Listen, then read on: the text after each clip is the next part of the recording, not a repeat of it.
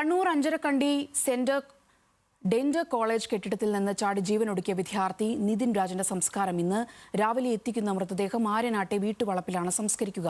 വെള്ളിയാഴ്ചയാണ് കോളേജ് കെട്ടിടത്തിൽ നിന്ന് ചാടി നിതിൻ ജീവനൊടുക്കിയത്.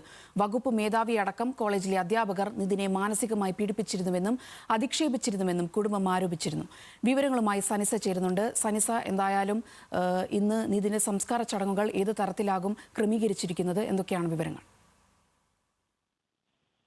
അഞ്ചരക്കണ്ടി ഡെന്റൽ കോളേജിൽ നിന്നും മരിച്ച വിദ്യാർത്ഥി നിതിൻ രാജിന്റെ സംസ്കാരം ഇന്നായിരിക്കും. അല്പസമയത്തിനകം മൃതദേഹം കണ്ണൂരിൽ നിന്ന് റോഡ് മാർഗമാണ് ഇവിടെ തിരുവനന്തപുരം ചാലക്കടവേക്ക് എത്തിക്കുന്നത്.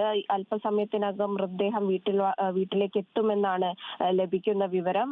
ഈ വീട്ടുവളപ്പിൽ എത്തിക്കുന്ന മൃതദേഹം പെട്ടെന്ന് തന്നെ സംസ്കരിക്കാനുള്ള ഒരു നീക്കത്തിലാണ് കുടുംബം. വെള്ളിയാഴ്ചയാണ് കോളേജ് കെട്ടിടത്തിൽ നിന്ന് ചാടി നിതിൻ ജീവനൊടുക്കുന്നത്. കോളേജിലെ അധ്യാപകർ നിതിനെ മാനസികമായി ഉപദ്രവിച്ചിരുന്നുവെന്നും അധിക്ഷേപിച്ചിരുന്നുവെന്നുമാണ് കുടുംബം പരാതി ഉന്നയിക്കുന്നത്. ഇപ്പോൾ അഞ്ചരക്കണ്ടി ചക്കരക്കല്ല് പോലീസിൽ കുടുംബം പരാതി നൽകിയിട്ടുണ്ട്. കണ്ണൂരാണ് പരാതി നൽകിയിരിക്കുന്നത്. പോലീസ് നിതിന്റെ മൊബൈൽ ഫോൺ അടക്കം CCTV ദൃശ്യങ്ങൾ, കെട്ടിടത്തിലെ ലിഫ്റ്റിൽ കയറുന്ന ദൃശ്യങ്ങൾ അടക്കം വെച്ച് അന്വേഷണം പുരോഗമിക്കുന്ന ഒരു സാഹചര്യമാണ്. കൂടാതെ തന്നെ ആരോപണ വിധേയരായ ഡെന്റൽ അനാട്ടമി വിഭാഗം മേധാവി doctor Ram, associate professor doctor Sangeetha എന്നിവരെ അന്വേഷണ വിധേയമായി കോളേജ് സസ്പെൻഡും ചെയ്തിട്ടുണ്ട്. അല്പസമയത്തിനകം വീട്ടിലേക്ക് നിതിന്റെ മൃതദേഹം എത്തുന്നതായിരിക്കും. ശേഷമായിരിക്കും സംസ്കാര ചടങ്ങുകളൊക്കെ ആരംഭിക്കുക. സോന.